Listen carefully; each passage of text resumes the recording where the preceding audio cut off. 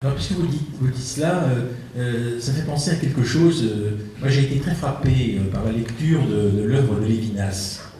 Et Lévinas dit quelque chose de très important sur ce qu'est le visage de l'autre. Et que je regardais tout à l'heure, à Mosaïque, là où nous étions, le visage de ces jeunes qui mangeaient à côté de là où on était. Et je me disais, au fond, qu'est-ce que nous a appris Lévinas ?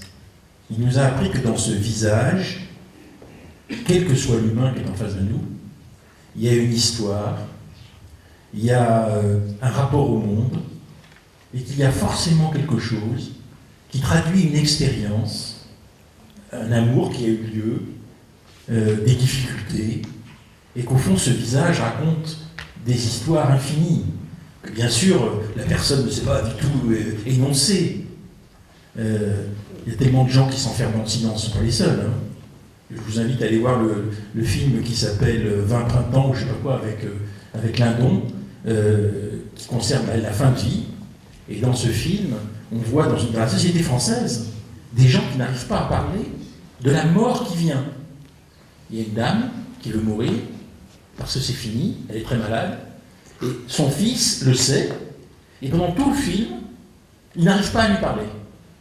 Et j'ai trouvé que c'était absolument extraordinaire, parce que je crois qu'on a tous l'expérience de cette difficulté du contact. Et si vous voulez, puisque vous parlez de pauvreté économique, moi je parlerai de pauvreté existentielle qu'il y a dans toutes nos vies. C'est pour ça que je parle facilement de handicap chez chacun d'entre nous. On a tous des handicaps.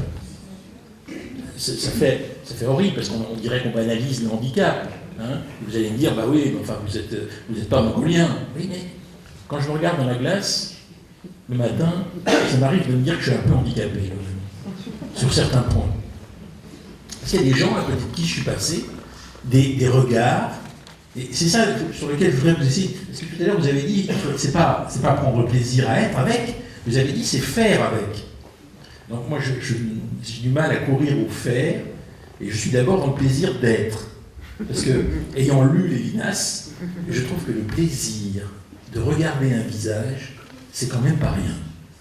Et ce que ça rapporte, ce que ça raconte, ce que ça me rapporte existentiellement, ça me paraît très important. Je me demande si c'est pas une source de solidarité très importante, de fond comprendre ce qu'il y a d'existentiel derrière un visage. Non ? Christian Pierret. Oui.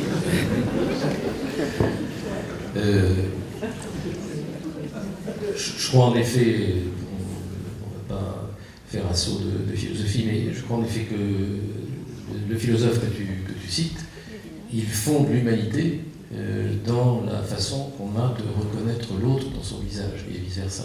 C'est-à-dire que c'est la rencontre de deux regards, essentiellement, et de deux visages, ou de deux expressions qui fait que ce vivre ensemble est fondé. Donc je suis d'accord. Néanmoins, c'est quand même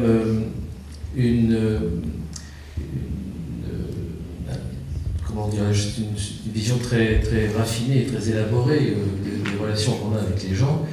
Et même si on sent bien qu'il y a là quelque chose de vérité très profonde, c'est quand même pas tous les jours qu'on se dit je fonde toute mon humanité en regardant l'autre, etc. Et pas en se regardant soi-même dans sa glace. Donc c'est quand même c'est compliqué. Mais moi, ce que je voulais reprendre, c'est un mot qui a été dit par Antoine Bresson il y a un instant, c'est le mot de famille, parce qu'il y a quand même une évolution assez forte aujourd'hui dans la société, par rapport à l'enfant, docteur, par rapport aux personnes âgées, aux personnes handicapées, etc. Il ne faut pas que la société se substitue à la famille. Et l'association Turbulence, comme les deux maisons du XXIe siècle et Mosaïque, ne sont pas des substituts du rapport du handicapé, de l'enfant par exemple, ou des jeunes qu'on a vu tout à l'heure, avec leur famille.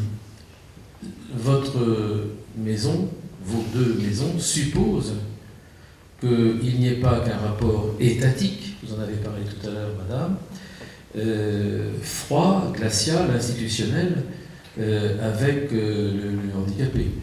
Si on reconnaît dans chacun des handicapés une personne, c'est ce que vous avez dit, c'est aussi parce qu'on veut marier heureusement l'institution que vous êtes, associative, coopérative, une sorte de vigueur solidaire, à l'intervention de la famille. Moi, ce qui serait le pire, c'est de voir, comme on le voit parfois dans l'école, par exemple, où par misère économique, par manque de formation, par évolution de la société. J'ai parfois choqué ici même en rencontrant des parents d'élèves ou des enseignants en disant ça, mais c'est vrai, ce que je veux dire maintenant, je crois que c'est profondément exact. Il y a des gens qui livrent leur enfant le matin à l'école dans le souci d'être tranquille. Hein, je peux même dire parfois de confier à l'école ce qu'eux, en tant que famille, ne peuvent plus faire. Bon, ne peuvent plus faire, hein, je ne les accuse pas, c'est pas une critique. Mais il ne faut pas que ce soit la même chose pour le handicapé dans la mosaïque ou à turbulence. Donc je pense qu'il y a un rapport à la famille qui est un médiateur important et qui n'est pas simplement un rapport abstrait comme on pourrait en parler en sorte de technocrate ici ce soir. Vous voyez ce que je veux dire, il y a quelque chose qui ne doit pas être une évolution fatale d'une société qui, parce qu'elle a beaucoup d'institutions, beaucoup de solidarité officielle, finalement beaucoup de moyens par rapport à d'autres pays pour prendre en charge le handicap, réussit à stériliser le rapport humain et à sortir le handicapé de sa famille. Or, vous voulez associer, vous allez en parler peut-être dans un instant, mais vous voulez associer les familles, c'est une difficulté. Associer les familles à vivre avec vous en institution et les familles entre elles discutant de la question de chacune pour sa part d'avoir un handicapé, c'est pas si facile que ça. Hein, c'est pas si facile que ça. Il y a aussi une sorte d'individualisme collectif, si on pouvait cultiver le mot, à savoir des individualismes de famille par rapport à d'autres familles. Et c'est un contresens, parce que le traitement d'une société majeure et vraiment solidaire, active, c'est que la famille soit coopération avec l'institution étatique.